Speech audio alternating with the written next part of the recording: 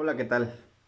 Hoy comenzamos nuestra segunda clase y bueno, hoy nos corresponde, conforme al temario, precisamente hablar sobre la división de poderes. Recuerden ustedes que la división de poderes, precisamente, y lo iniciamos como parte introductoria en la clase anterior, busca justamente que el poder pues no recaiga en una sola persona, ¿no? Y también citamos como ejemplo mexicano y gran parte del mundo eh, tiene o tuvo ese problema en el que pues estas monarquías, ¿no? Estos poderes absolutos que recaían en una sola persona, pues esto traía como consecuencia pues violaciones a los derechos humanos de las personas y los ciudadanos, ¿no? En ese sentido, la división de poderes busca precisamente que el poder, como dije, no recaiga en una sola persona y este pueda de alguna manera concentrarse en diversas instituciones para efectos de que esto no se corrompa, ¿no? Y como también se establecía, pues busca siempre en todo momento garantizar precisamente los pesos y contrapesos, ¿no? Y esto no significa otra cosa que justamente buscar siempre que un poder pueda revisar, controlar y supervisar pues al otro, ¿no?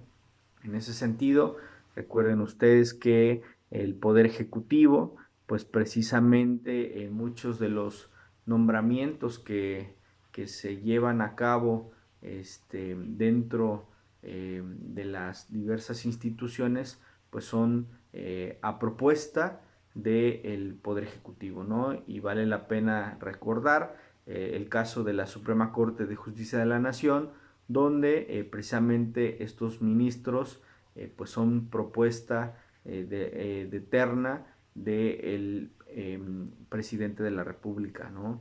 Esta propuesta pues nos muestra precisamente pues que el poder judicial pues su máxima autoridad como son los ministros pues no sale de sus filas, ¿no? Y esto es criticable positiva o negativamente y ustedes como estudiantes del derecho pues pueden llevar a cabo ese análisis, ¿no? Desde mi punto de vista creo que esto en lugar de abonar a la división de poderes y los pesos y contrapesos específicamente dentro del Poder Judicial de la Federación, pues creo que rompe el esquema de la carrera judicial donde pues precisamente el objetivo principal de esta carrera judicial pues es que las personas ingresen bajo una estricta observancia de su conducta, de su profesionalismo, de su ética, pues lleven a cabo una carrera judicial, ¿no?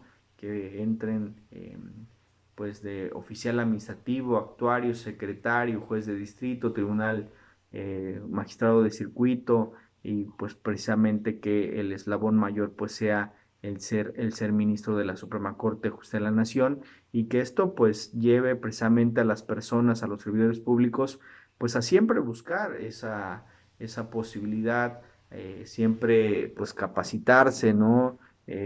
Para efectos pues de poder, al estar siendo capacitado y siempre buscando este profesionalismo, pues que culmine su carrera pues en algo tan representativo dentro de la carrera judicial como el ser ministro, ¿no? Entonces, ese es un punto de vista, ¿no? En ese sentido, otro de los ejemplos que podemos nosotros citar en la división de poderes y los pesos y contrapesos, pues está precisamente esta política exterior, ¿no? De que lleva a cabo el poder ejecutivo hacia el exterior, pues depende directamente de él. Lo cierto es que muchas de las políticas exteriores pues tienen que pasar precisamente por el Congreso de la Unión en la Cámara de Senadores, ¿no? El solo hecho de que el presidente de la República pues tenga que salir por un determinado tiempo al exterior, pues tenga que pedir autorización al Senado cuando implica un tiempo importante su ausencia, ¿no? La declaración de una guerra o la participación, pues tienen que pasar por el Senado. Recuerden ustedes que precisamente el poder legislativo, pues es el que aprueba precisamente las cuentas públicas, y entonces el poder ejecutivo, pues solamente derivado de esas leyes de ingresos y el presupuesto de egresos, emitido por el legislativo, pues es el ejecutivo el que lo distribuye, ¿no? Entonces vemos cómo pues llevan a cabo esta administración pues de la ciudadanía, de la gobernanza, pues unos con otros, ¿no? Vemos cómo estos pesos y contrapesos realmente garantizan precisamente pues que no haya un poder absoluto en ese sentido y pues su funcionamiento se pueda llevar a cabo de la mejor manera, ¿no? En el propio Congreso de la Unión, pues recordemos nosotros que muchas de las reformas precisamente a las leyes, propuestas de iniciativa de ley, pues llevan a cabo también este ejercicio de pesos y contrapesos, porque recuerden que dentro del proceso legislativo hay una iniciación, hay una discusión, precisamente la inicia ya sea por un diputado o un senador como Cámara de Origen, pasa precisamente a la Cámara Revisora como un proceso de revisión para posteriormente discutirlo. Entonces es iniciativa, discusión, se aprueba, se sanciona por el Ejecutivo, se publica por el Ejecutivo y comienza su vigencia, ¿no? Lo que se conoce como IDASPI, este proceso o procedimiento legislativo, ¿no? Otro de los ejemplos que podemos ver en estos pesos y contrapesos, pues es precisamente el juicio político. Ese podría ser un gran ejemplo que nosotros podemos citar aquí para el análisis, donde podemos ver que precisamente comienza como una de las responsabilidades administrativas en cuanto a lo político de aquellos servidores públicos que tienen el fuero, ¿no? Este fuero que permite o que los protege de contra cualquier detención en materia penal para que pues no sean detenidos y procesados, ¿no? Hasta en tanto culmina o termina su encargo. Esto pues es importante que lo tengan precisamente por la alta responsabilidad que tienen dentro del Estado, ¿no? Uno de estos, pues, es precisamente el ejecutivo que tiene fuero, porque imagínense un ejecutivo que se ha detenido, la gobernanza de un Estado, pues, podría verse, eh, pues, en aprietos, en una situación complicada por toda la toma de decisiones que se están llevando a cabo diariamente, ¿no? Y lo podemos ver, como lo decía, en esta contingencia del COVID-19, donde la toma de decisiones diariamente de la política interior-exterior, pues va a depender no solo la salud de una persona, sino de toda una población, ¿no?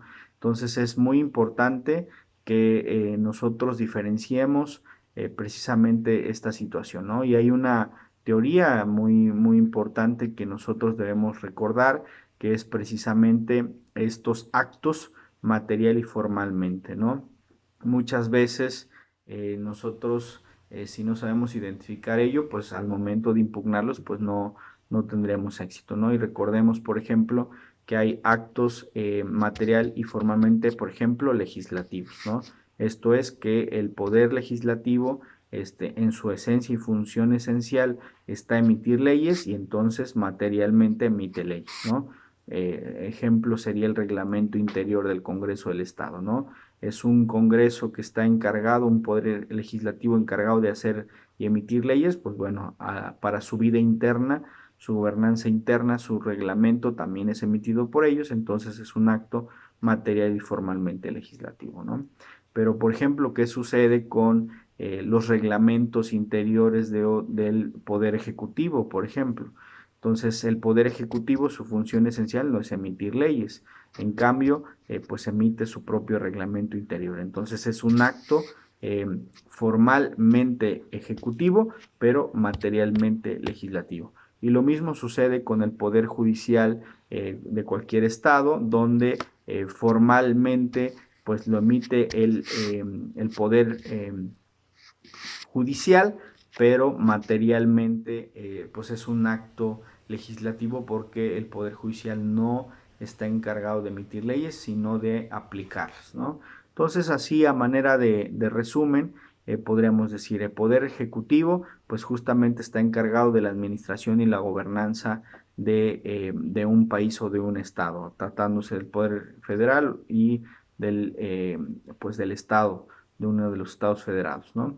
El poder legislativo, por su parte, pues está encargado esencialmente de llevar a cabo precisamente esta labor legislativa, ¿no? En todo momento. Y por su parte, el poder judicial, pues encargado de llevar a cabo precisamente la aplicación de la ley para aquellos que las infrinjan, ¿no? Y creo que el mejor ejemplo de ello, pues es la materia penal de aquellos que cometen cualquier conducta que esté tipificada en el Código Penal, pues implicará precisamente que un juez de control lleve a cabo un procedimiento, si es el caso se vinculará a proceso, pasará a un juez de juicio, dictará una sentencia, si es el caso de condenatoria, pues hará una aplicación directa del Código Penal del Estado del que corresponda. Si es un procedimiento penal federal, pues será un juez de distrito especializado en la materia penal quien dicte esa sentencia por transgresión a la ley de armas de fuego, a las de salud